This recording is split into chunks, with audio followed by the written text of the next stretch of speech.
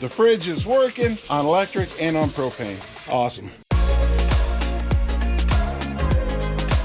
This is huge, you guys. For almost 2 years, we've been running on propane. And if you have a Norcold fridge with the one button, you know that the propane is when it turns to orange. We thought the electric side didn't work. Here's a life hack for you on RV refrigerators on this Norcold.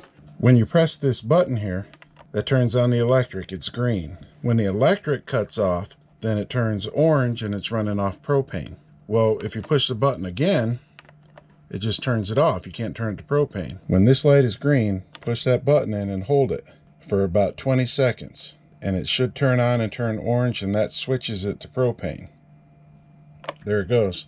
So that was about 23 seconds, and it turned to orange and turned to propane. We were stuck in this mode. We didn't realize it. We didn't know we had pushed the button that long.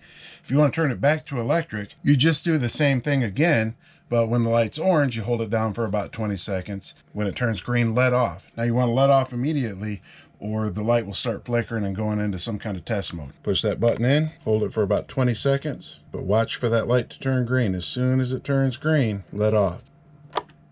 There you go. So that's how you turn your Norcold one-button fridge from electric to gas or propane back to electric. We were stuck in the propane mode for almost 2 years and just thought the electric side wasn't working.